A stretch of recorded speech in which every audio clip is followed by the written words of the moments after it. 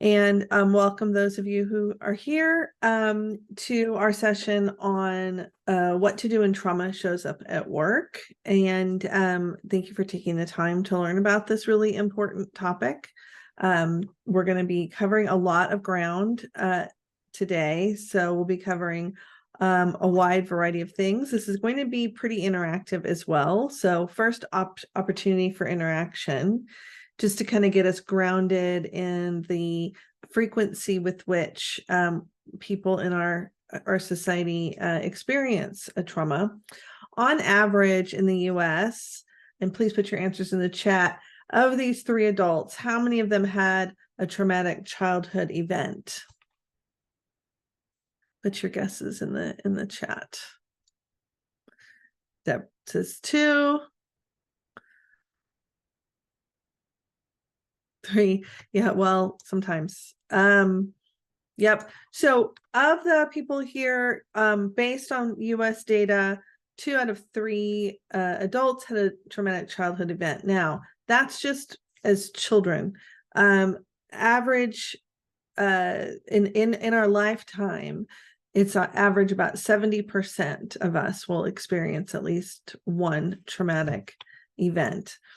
And one thing that we need to think about is, of this next generation of our workforce, what percentage of that generation had a traumatic childhood event? That's like 100%, right?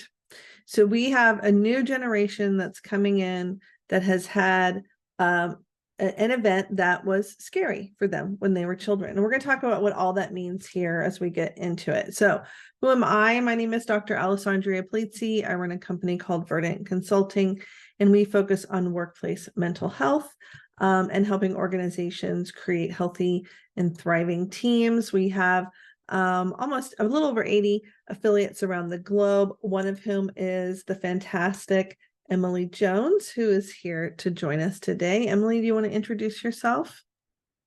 Sure. Hi, I am Emily Jones. I'm a PCC level trauma coach. So what that means, just my training has been fully formed around trauma and coaching through trauma. And I'm also a resiliency and burnout trainer with Verdant. Yes, and also an amazing human being. So thank you for joining, Emily.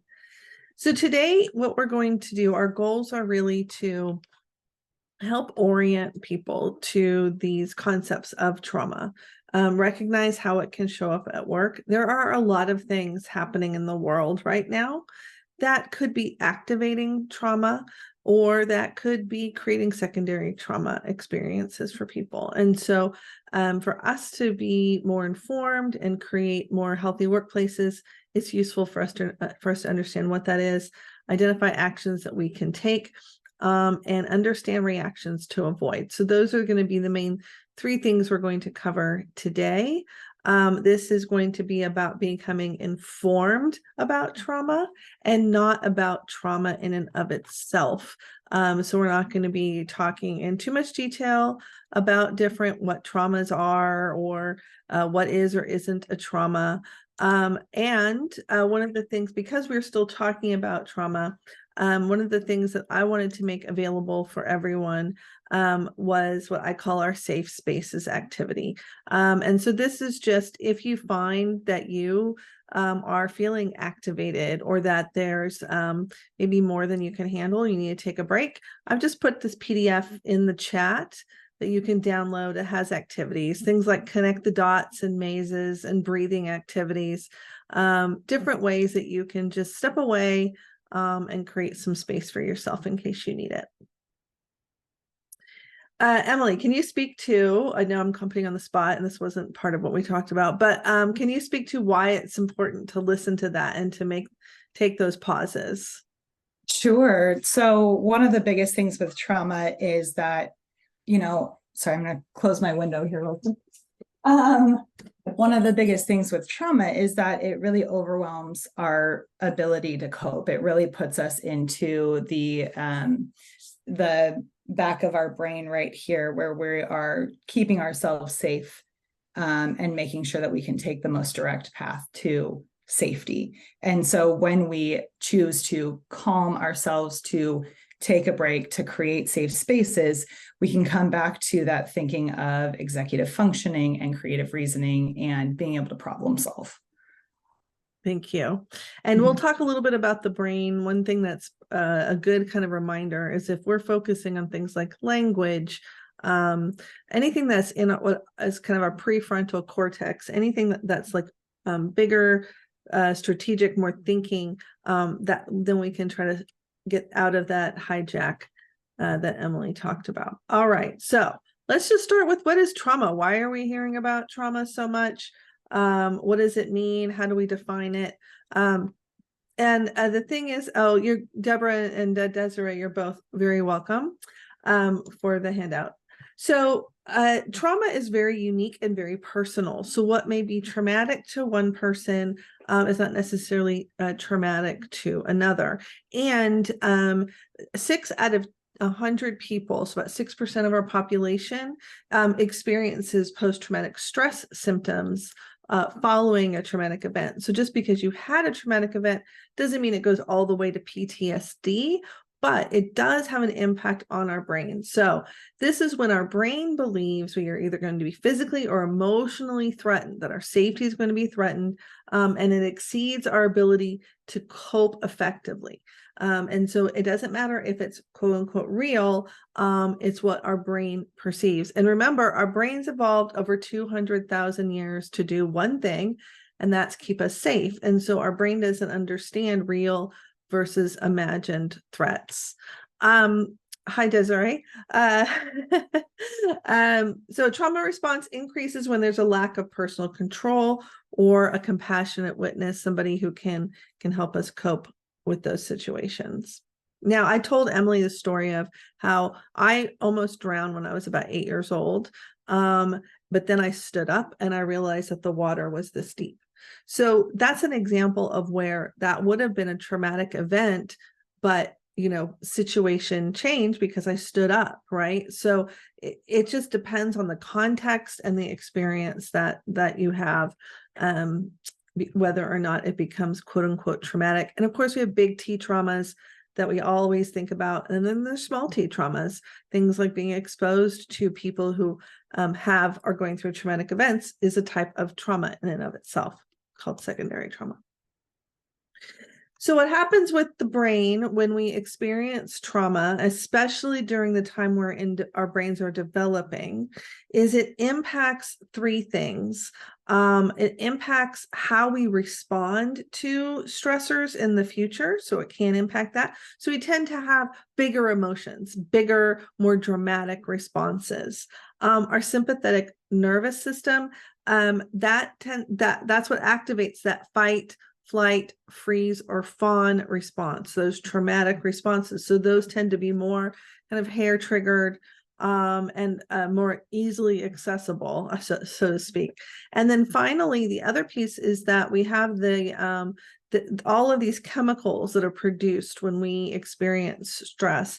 And so that axis in our brains can be affected, which means that the more physical manifestations of stress, like migraines, ulcers, problems sleeping, all of those tend to be more elevated with people who've experienced trauma. So that's the impact that it can have on our brains. Emily, anything you want to add on this one? No, I think you got it all. So long-term impacts, I'm going to show a video real quickly about this as well, but long-term impacts tend to be that people who had a traumatic event or have a traumatic event tend to have some of these longer term indicators, like even impact on our maternal health and passing along that trauma to the next generation. That has been mapped. They tend to avoid taking risks, and so that can cause fewer opportunities or have high risk behaviors. And so all of these, again, are just examples.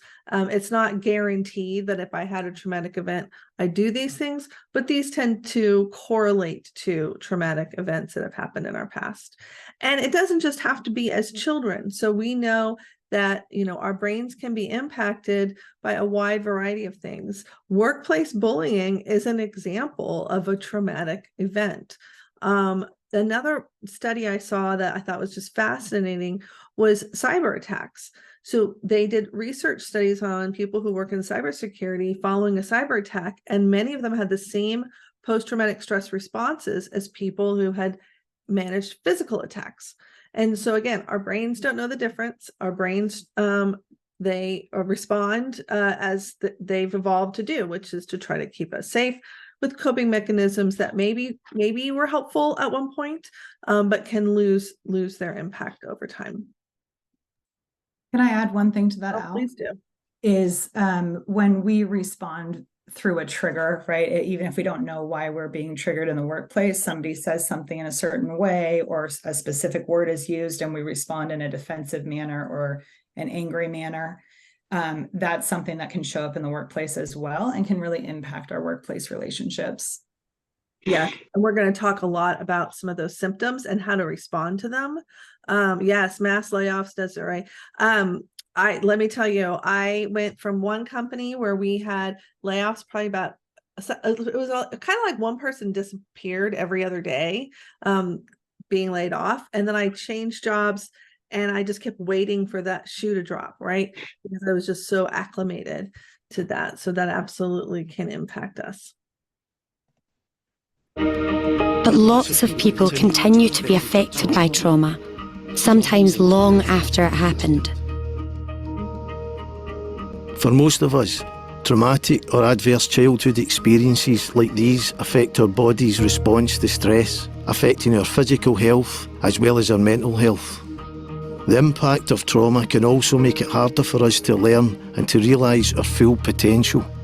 One of the most worrying things about the experience of trauma is that it can make us avoid people and places, even if they are there to help, like doctors, teachers, social workers, carers, colleges, councils, community centres, employers, advisors. Because most trauma experiences happen in relationships with other people, we can find it difficult to trust people or feel safe. And sometimes the way we react to help ourselves feel safe pushes people away and makes it even harder to get the help we need. It's like our brains learn survival tricks to get us through the trauma at the time, like priming us for danger. Making us run away. shutting down when we feel upset. It might look like we have a short fuse, like we're unfriendly, or we're just a bit absent. Anything, however small, that reminds us of that trauma can set off our own unique trauma response to protect ourselves, making us avoid the people and places that we need the most. Like you. But there are things you can do to help me trust you enough so I feel safe and I don't shut down or avoid you.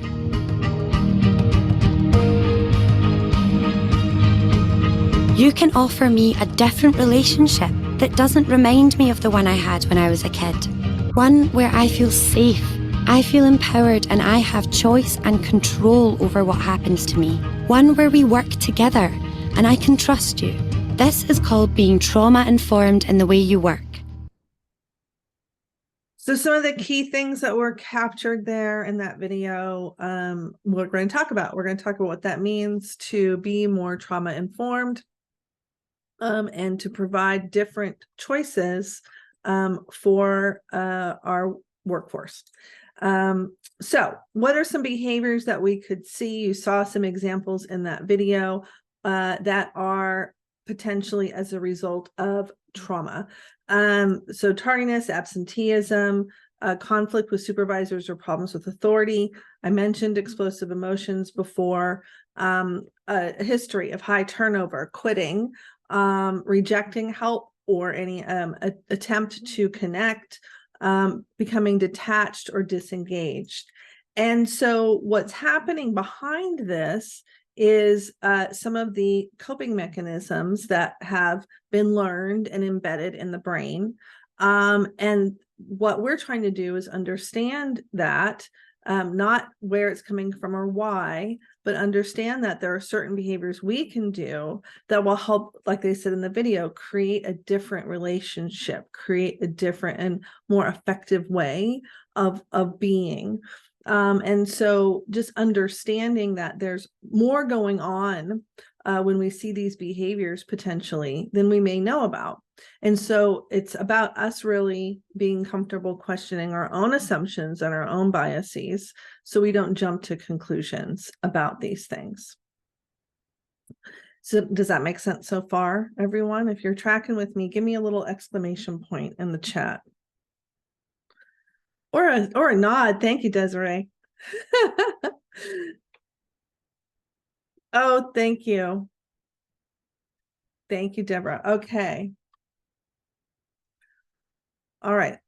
So why should we become trauma informed? Well, I think I mentioned one, that trauma is pretty common throughout our culture, but also it's going to increase as far as the people in our workplaces who have experienced traumatic events during their developmental stages. And so becoming trauma informed is helpful in that instance. But here's the other thing. These are skills that you can apply to everyone. You don't have to have experienced trauma in order to want to be able to have choices, be able to have conversations, to create a space that helps me regulate my emotion, right? These are actually just good general leadership or peer responses to working well with other humans. So nothing here is like, oh, I can only behave in this way to people who've experienced trauma. No, if you learn these skills, they can apply to everyone and help you be aware of certain behaviors that you may have reacted to in a different way. So what are we talking about here? We're talking about becoming informed about how trauma can impact how humans show up at work, not identifying, resolving, or trying to inquire about the trauma in and of itself. So sometimes, trauma is a big, scary word, okay? And it makes many of us uncomfortable. And it's not something that we want to or really need to talk about in the workplace. Now, some of you may work in a workplace where you do talk about trauma. I worked a couple of weeks ago with some legal teams, and this is what they did actually. So, but being able to understand how to navigate that in a way that's effective and create spaces is important. So but this is not about the trauma. This is about the informed, right? What we're trying to do is become informed. We're not here to identify who's been traumatized, who hasn't, ask people to disclose information, etc. Emily, anything you want to add on that one?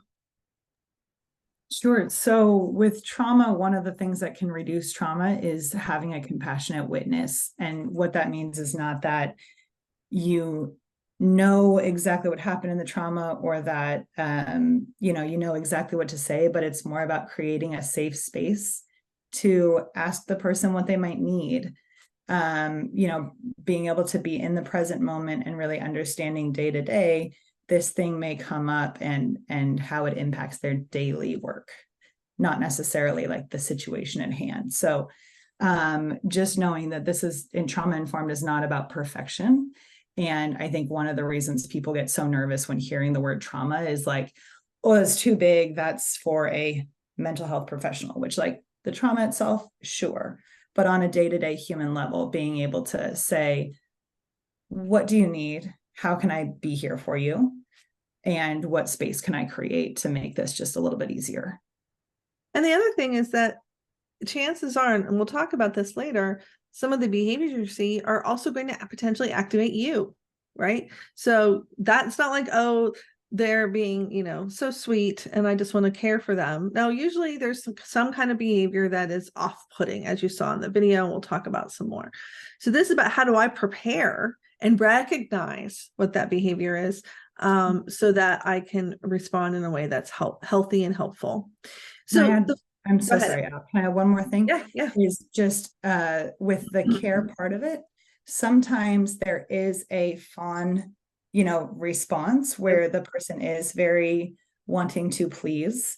And with that, sometimes we can also fall into the trap of fixer or caregiver, when what would be more trauma informed and more helpful is to help show that person where they have their own choices and where they can take back that power in their own day-to-day. Yeah, setting those So boundaries. that's an additional response. Yeah, absolutely. Yeah, the fight, flight, freeze, or fawn. Those are the 4. So, okay, we're going to talk about the 4 R's of trauma-informed behaviors or trauma-informed practices. You don't have to be a manager to be able to implement these.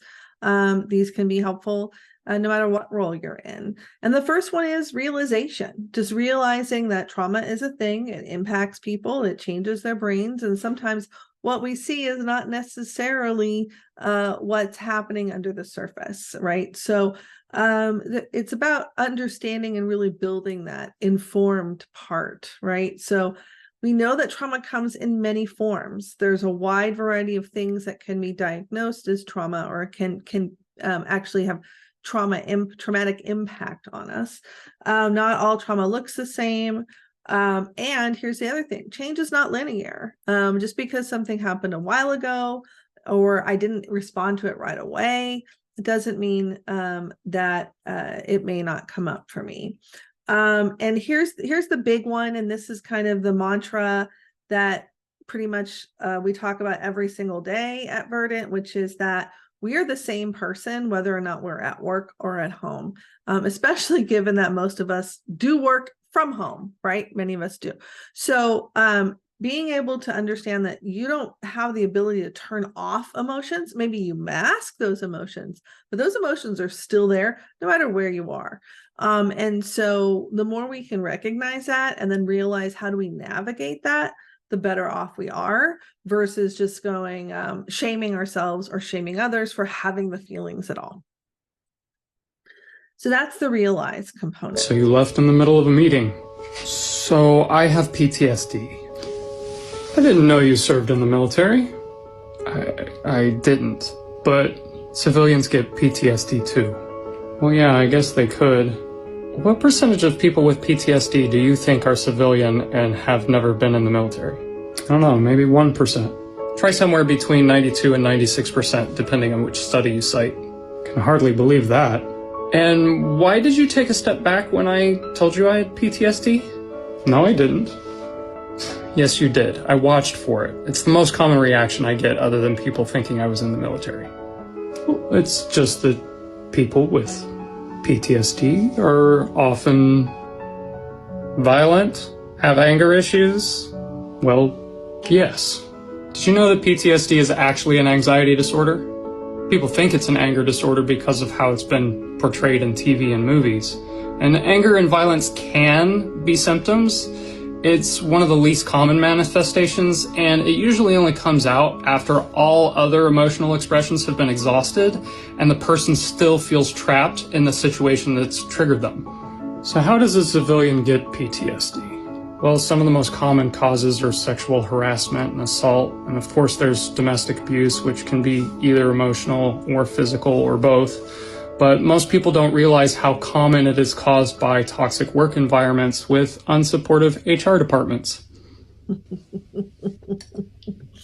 I like that video, even though I'm a big fan of our HR brothers and sisters. I am a former chief people officer with 20 years experience. However, I believe this is a skill we should be learning as part of our HR roles and responsibilities. Okay, so realization. Emily, take us through reflect. So reflecting is really about what behaviors could really trigger the team. Being able to understand, in that video, we saw how the body language impacted, right? Even just this step back, instead of like a silent, I'm still listening, or a lean in, can really impact. and being able to understand what biases you have from your own life. What do you have that's an assumption? What do you have that is coming up for you that's making you feel like this person automatically isn't ready to be here or automatically has issues, right? What is it that's coming up for you, and how are they presenting? What needs do you have here to calm your own body so that you can actually be present, so that you can create that space for the person to be here, to do their job, to do the thing that they're here and showing up to do, even if it's difficult. Is there anything you wanted to add to that, Al? Nope. Okay. So when we start to think about all of these different things that could impact our senses, can be so overwhelming. One of the things with trauma is that it's an experience that overwhelms the normal, like the typical human ability to cope. So really big sights and sounds and all of these things can be triggers, but they can also help us to calm. We can create calming visual reminders to just be like, there's a note that I have on my bulletin board that just says, pause. Just pause, because sometimes we are overwhelmed and we're not sure how to respond. And when we're not sure how to respond, we try to respond in that spot anyway. Usually it comes out not awesome or helpful. Really noticing our physical feelings in the moment, because we can be triggered. When we are triggered, it can show up in our body somewhere. So it may be like a weight on your chest. It may be, your head starts to kind of pound or get tight. Al and I were talking about this the other day. Can I share yours, Al? Al gets like a tingling sensation on her arms, right? So just being aware, these things can be cues to like, oh, wait, you're being triggered right now. So take a minute, decide how you're going to respond. So I'd love to hear from the group in the chat. Think about your workplace. Are there any things that might be a trigger for people in the places where you work? And I'll give you an example.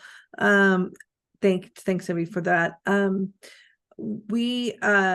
I teach this class for University of Wisconsin, Madison. It's a much longer class, as I'm sure you can imagine, but one of the participants talked about the smell of the COVID test. When you open the COVID test, there's a specific smell, and that would just cause a panic with the team. And so just that alone was a trigger. I've worked with clients who were worked with either narcissistic or abusive, either bosses or coworkers, and one of them had someone who had a shaved head. And so seeing someone, just the back of someone's head that looked like that person, they'd have those feelings and those responses. Mm-hmm. And it's a visceral response. A lot of times it can, if it's unprocessed trauma, it can put us right back into the traumatic situation, especially if it's PTSD. And so we're automatically back in that fight flight. We're back in that situation. Not really, technically we're safe, but our trauma response is triggered trying to keep us safe. Yeah. Sarah says seeing her ex-boss's car. Deborah said about, hearing the sound of an alarm, different things, just processes that can cause these things to get us to respond, or people on our team to respond in a way that can be scary. All right, recognize, Emily.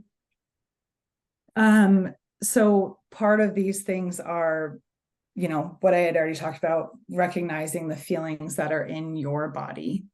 But once we are able to take that time to reflect, we're building awareness, right? The recognition can come a lot easier. We understand our own responses to these behaviors that are coming up, right? Somebody speaks in a specific way and we react. Mm-hmm. A lot of times, trying to understand how we react, we don't realize it until after we've reacted a few times. And it's like, what's happening there? What is it that's coming up for me? And so really taking a minute to reflect on those past issues, and then now we're understanding how they come up for us in the day-to-day.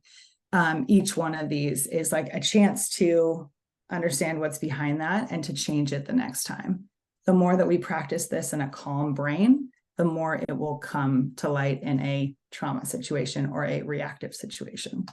Yeah, that calm brain is really important. And I think once we start to get more comfortable recognizing some of these behaviors, we shared some of them earlier, we're going to go through them again, the more we're able to have that be a little awareness, a little alarm that says, ooh, this is my opportunity to kind of step back.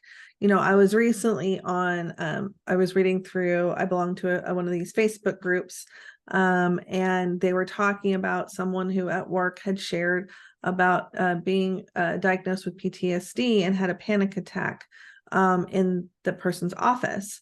And the responses were very non-trauma informed, very much not paying attention to some of the very clear signals that person was displaying that could have given an opportunity to have a very different conversation. And it was just such a shame that this was missed.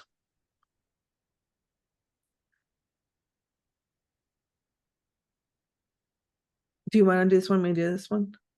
Either one's fine. I can do it. Okay, good. So when we're responding, will you just put the questions up there just so that I can have them up there? When we're responding to these situations, right? We're triggered by someone being late. We're triggered by someone questioning us or, speaking in a specific way or in a tone. And understanding what would be helpful for us is something that we have to build before we're in that situation. Our trauma brain, I do this hand model a lot of like the flipped lid, but once we get back to, if this is your brain, once we get back to this critical thinking and creative reasoning and all of this executive functioning, we're able to respond better and choose how we respond, as opposed to, if we're responding from down here into our trauma brain, into our amygdala, this is where we are fight, flight, freeze, fawn. We are taking the fastest route that we know. We are keeping ourselves safe. And we need to get back to here in order to lead. We need to get back here in order to respond to someone in a trauma-informed way. And so when you're activated, being able to say, okay, I'm activated, I'm going to take a break or I'm going to take a pause and. What is it that's something that could help you to come back to this present moment and be able to actually be curious about what the person needs, as opposed to defending yourself in some way? So some of the ideas that I use a lot are changing your location, physically standing up and moving to a different chair, or going outside for a couple minutes, even if you're taking 3 breaths outside and then you come back to the situation. Really noticing what you're feeling, how's it coming up for you, and taking a minute just to sit with that. All of these things require a slight pause before you react. Or if you have already reacted and notice it, then taking a pause at that point and coming back to the situation. One of the calm breaks, and I'm not sure if it's in that pamphlet that or the PDF that you handed out, Al, is noticing your senses. If you take what are 5 things that I can see, 4 things I can feel, right? I can touch my desk. I can feel the mouse underneath my hand. I can feel how cold my water cup is. 3 things you hear, 2 things you smell, 1 thing you taste. You can do one of these senses and it would have a similar effect. You don't have to do all 5.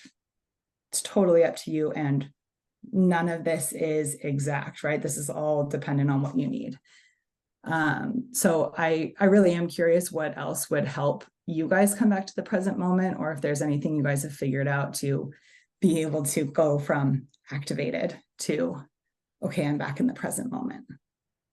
Yeah, because I think what's important to pay attention to here is someone's doing these things on the green side, right? I'm not usually, that doesn't usually spawn a warm response, right? These are not easy things to remain calm about. And if we have experience working with people in the past who maybe have burned us, or who we feel like we've been taken advantage of, or, you know, we may have a lot of bias or presupposition about the intent and reason why that person is doing this. And Emily, when we talked the other day about this, you know, I told you about the group chat I read where they were just assuming this person was faking it. And you had a really good point about that. Do you remember what you said about, okay. No, What I'm you glad said you was, reported it, but please I tell us. know what you said was, yes, but ask yourself, what kind of situation would that person be in where they feel like they have to fake it? Like, even that is something to pause and ask about, right? Right. The lived experience is the lived experience. So whether the exact thing that this person is telling you is exactly what's happening, or if there's something else happening, the basis of it is be curious and figure out what the need is. It doesn't matter what the situation was beforehand, right? Like, what is the trauma in the past? That's not ours to know or to ask about. It's what is the need here, so that you can feel comfortable and safe coming to work. Now I remember saying that, but I wouldn't have been able to pull that out. So Coral has a good question. Asking a person who keeps coming late, can that stimulate a response? It can, but it's about how we ask and having the question so that we can try to create new pathways. So we're not trying to have people, we're not going to walk on eggshells or only speak to people when, at certain times, or avoid talking. Oh, that person maybe has trauma, so I'm just going to avoid any kind of confrontation or any kind of accountability. That is not all what we're saying. It's not about the what, it's about the how. And these are skills that work with everyone. Everyone can benefit from being asked a question and curiosity. These are all advantageous ways to respond. And Al, if I can add to that, like you said, the way that you're asking the question is important. If we ask the question, we phrase it instead of why are you always late, to what is it that's keeping you from being on time, or what is it that's making, like, what's happening in the day? That's a curious question. Why tends to come off as judgmental. And so it's a simple shift of wording that can really allow the person to be like, oh, I think they actually are curious, or give you the chance to get back into that curious state if they are activated. And then you can reassure, no, I'm just trying to figure out what's going on so that we can make this work for all of us, because it's okay to have boundaries even with someone who has trauma. That's Absolutely. okay. In fact, that is totally okay. In fact, if they're fawn, right, we're teaching them a skill, which is setting boundaries. Right. Well, and even if they're not, right, even if they are reactive and angry in their trauma response, it's still okay to have a boundary and still be curious about what can we do to make this better for the both of us. I love that, Desiree, too. I notice I'm curious, and how can I best show up for you to help you? So that you're taking us right to some of these responses. So some of them, the biggest one is be prepared. Okay. Know that you may be activated. It is hard to respond when you're activated. And Emily, you talk about that pausing first. Well, sometimes it's hard to pause first. Sometimes we react and we realize it and we're like, oh, okay, hold on. I'm backing up a little bit. But the be prepared part comes with, what are those pauses that work for us, right? That's the prep work that can happen, because sometimes we don't notice that we're activated until later. And then we're like, okay, here's what I need to do. And then I can get back to it. Again, it's not about being perfect. It's about creating the space and curiosity. So really being able to utilize that. If you need to, write them down and put them next to your computer on your desk, so that your activated brain doesn't have to remember. You can just choose. I just saw a card deck actually that had all of these in it, and the lady like put 3 out and was like, that one feels best. So you don't have to come up with them on your own. Being able to suspend judgment is part of that curiosity. When we have judgment, it's because something's happened in the past that we have that judgment about, or it means something to us, right? And so every human is a different human. How can I put my judgment to the side for a moment? Even if I'm not going to be, we're in HR, right? I'm not going to be best friends with this person. That's okay. It's not about that. It's about what is the situation and what is the need. Giving space and sharing calm are 2 really important things. Sometimes people do best when they are by themselves and they just need a minute and they need to have all their reactions without a fear of judgment. So facial expressions that happen if somebody responds in a certain way, the backing up, any of that stuff can continually trigger. And so sometimes people just need a minute. Or sometimes people are like me who need a calm person to just like, I just want you to sit here for a second. Don't talk. I don't need anyone to talk. I just need another human being to be here to co-regulate me. I think we have co-regulation on the slides in a minute, but to co-regulate me. Creating a community where people can speak to each other. People need to air grievances sometimes, and that's okay. That doesn't make it the final decision, but like people need a community to both air grievances and also to find a support system in their peers.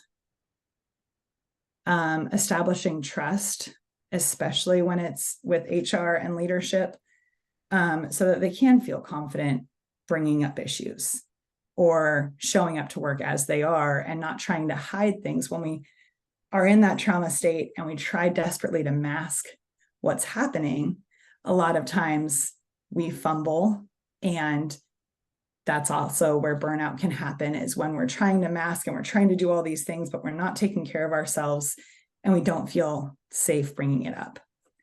And then as leaders, the other thing is to model the behavior. We do have to be aware of where our triggers come up. We will continue to be triggered if we don't take that little, light switch that our brain is giving us, like, hey, there's something here. If we don't explore that or find some way to calm that, we will continue to be triggered. It's just going to keep coming up. Our brain is still going to keep us safe because that's what it does best. So by modeling that behavior, by taking a minute, by creating boundaries, right? Just because somebody is feeling amped up or triggered doesn't mean that you can't have boundaries of how people are talking to you or being able to actually ask for what you need. How can you improve your conflict presence as a leader? Practice trauma-informed leadership. Now, this was an absolute game changer for me, and I only wish I learned it sooner. So trauma-informed leadership is a mindset and a posture that both acknowledges and appreciates the emotional scars that people carry with them into the workplace. The easiest way to demonstrate trauma-informed leadership is to ask yourself a question anytime you engage with your direct reports. Typically, when someone around us is failing to meet expectations, our inclination is to think, what's wrong with that person, or what's their problem? But trauma-informed leaders instead ask the question, what happened to that person and who hurt them? People respond to stress, criticism, and pressure differently, and many times they respond from their past wounds. So, for example, an employee who never healed from being fired may seek excessive external validation. They might demonstrate low self-esteem and low self-confidence for fear of feeling like their future is always in jeopardy. Or someone who was bullied and decided to never be a victim again, they might overcorrect. So now they present as shut off and cold to other people because they made this deep inner vow to never be bullied or disrespected again. And typically as leaders, we address the problematic behavior, but trauma-informed leaders look for the source, not the symptom. Now, none of this excuses poor performance. That's the pushback I hear from people. None of this is a pass for not doing a job well. And I'm not telling you that you need to become a therapist. That's the other flex that I get. As a leader, it's not your responsibility to fix people. In fact, if you think you need to fix someone, you're not using trauma-informed leadership, because that requires you to ask the wrong question. You're asking, what's wrong with them and how can I fix them? If you recognize that you play a part in bringing out the best in others, though, you ask yourself, what happened to them? How might I be contributing to the issue? And how can I help them? That's when you're practicing trauma-informed leadership. What I'm saying is that using emotional intelligence and trauma-informed practices can help you lead more effectively by building psychological safety and trust, across your team. It allows you to cover them instead of criticizing them. Thank you, Sarah, for that. And yes, that came, most of these videos came from TikTok too. These came from TikTok because yes, I am also on TikTok running amok. Now there's one statement in there that I struggle with. Emily and I talked about this a couple times, which is this is very common in trauma-informed care, which is the statement of not what's wrong with you, but more what happened to you. And I get that when we're in a care situation, but when it translates over to the workplace, again, we are not solving for finding out what's underlying the trauma, what the underlying trauma is. We are here to be curious about what this human needs. So as we think about it, it's more about, what's happening with this person, or what does this person need to be their best self. And again, if our intent as leaders, as organizations, is to be successful via the fact that we have healthy and thriving workers, which we know through decades of research is the best way to achieve our business outcomes, then helping people be healthy at work starts with us being curious about who they are as humans. If I can add one additional way to look at that How question. can you improve your conflict presence? He said it in the end. So the first time he said it, he said, I think he said, what happened to you and something. In the end, he said, we ask ourselves that question. And that's what I wanted to point out.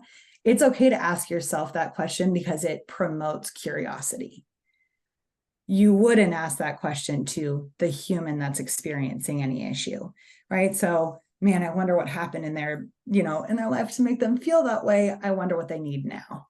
Mm-hmm. Mm-hmm. So just to clarify that, it's not a bad question. It's more about curiosity, but knowing what questions to ask the actual human.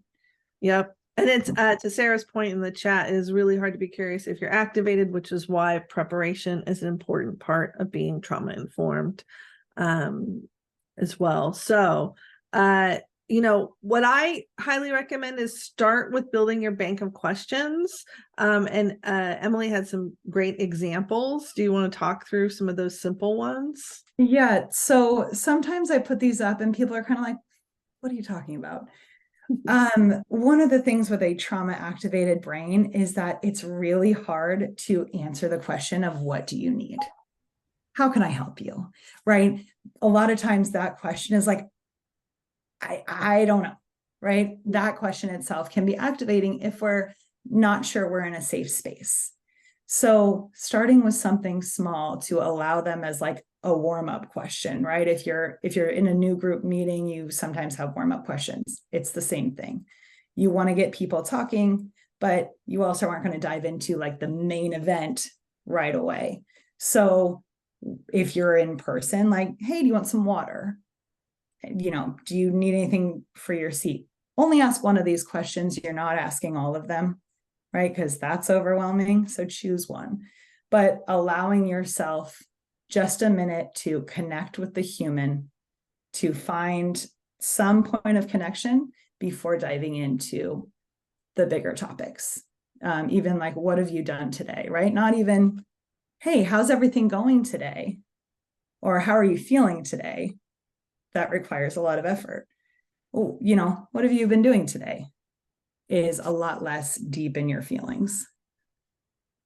I love that. So it's kind of we're easing into things, right? But having those, but I would love to hear from the group, and I'm gonna I'd love to either see in the chat, or if you'd like, you can click annotate, and you can, or I think it's view options, and you can, okay, thank you, Zoom.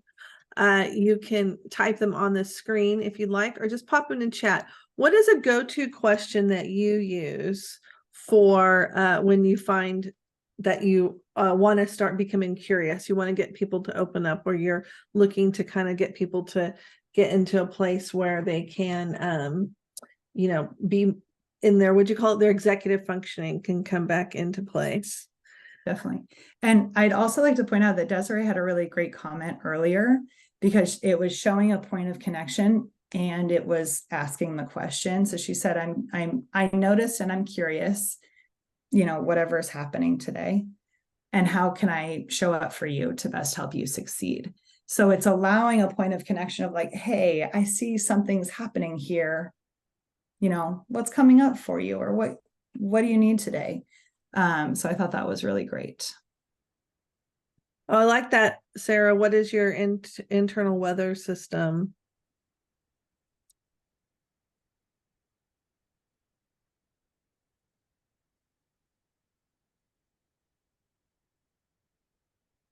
So if you've seen me present before, you've probably heard me say this. One of my go-to is to ask, and Emily, maybe I'm doing this wrong, but is to ask 2 questions. So because I tend to talk too much, if I ask one question and I know I have to have a follow-up, then I know I'm really listening.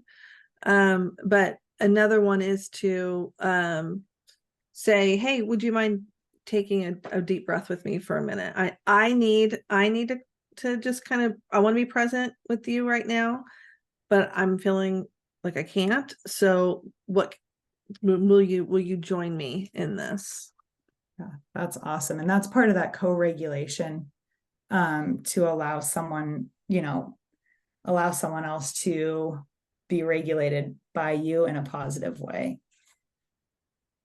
I love that. One of the ones that I use in order to keep it in the present moment is to say what's coming up for you right now. Because it's generalized, right? It could be, oh, I've got this weight on my chest. It could be a feeling of, or like a physical sensation. It could be, I'm feeling really stressed out right now. It could be something that sometimes people, you know, do bring up an event. If somebody would bring up an event, then I bring it back to the present moment. How's that impacting you right now? Yep. So get your bank of questions, have yours ready to go so that you can be prepared in the future. And so if you see this, right, if you see these avoidance, authority, threats, dysregulation, big emotions, fear, shame, etc., you want to avoid things like this. So especially things like surprises. The boss wants to talk to you about something that can be very activating. Feeling the need to share and overpower with your own story. Also, you know, what is wrong with you, or it's not that big of a deal, which can be very dismissive. You know, I think sometimes we have a very, you know, toxic positivity bend sometimes as a culture. And so we might think that we need to just put a happy face on it. And so that these can actually be can be troubling. Oh yeah, or HR wants to talk to you. It's like being called into the principal's office. Like there's a lot of things we want to avoid. So you want to avoid things that can come across as dismissive, that where it seems like we're trying to get people to disclose in an uncomfortable way, where it feels like we're being judgmental or we're ignoring the need that's being expressed. When I try to avoid becoming activated, but recognize when you are activated and that is natural, or piling on, oh, this happened to me too, and let me tell you, blah, blah, blah, right? Any other things that you'd recommend avoiding, Emily? No, those are really, really good. I would like to say, just like as a quick example, you know, something that tends to overwhelm us when we're trying to become trauma informed is feeling the need to know the next question to ask. So we talked about building the bank of questions. It's not always going to be exact. And so are there a few questions that you can have on hand if you have no idea what to say? So something like, what does that look like for you? Instead of having to come up with fixing the need, what does that look like for you? Or what does that mean to you? Or can you say more about that? Or can you say more about that, right? Even just having those 3 questions to allow yourself some space to try to figure out, okay, this person's here, this person has a need. Also, as an HR person, is there something functional that we can do? But you don't have to have all the exact questions or answers for the situation at hand. So allowing yourself a little bit of space can help to avoid all of these things that are coming up. And that's another piece, which is making sure we can give people the opportunity for choice, versus us rescuing, solving, and taking over. So hopefully you'll take all of these actions with you. But I want you just to think about those 4 R's of realizing how trauma, especially today, given all the things that are happening and all the things that will continue to happen in the future, the impact that has and can have on activating people at work is pretty profound. And the more that we can be reflective around that, recognize that, and have our go-to responses, the better prepared we will be.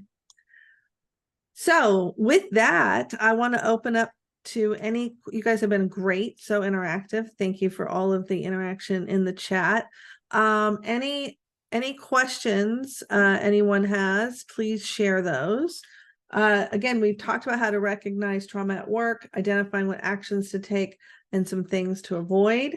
If you'd like to connect with me, if we aren't already connected, I refuse to make Twitter an X. I'm just going to have to take it off. I'm just too mad. Anyway, I'm on LinkedIn and mostly TikTok and LinkedIn.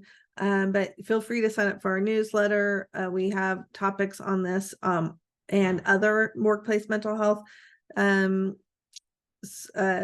sources, strategies, tactics, etc. We're going to be offering in early December. If you're interested, just reach out to me through whatever channel works for you. It's going to be focused on how do I build my workplace mental health strategy.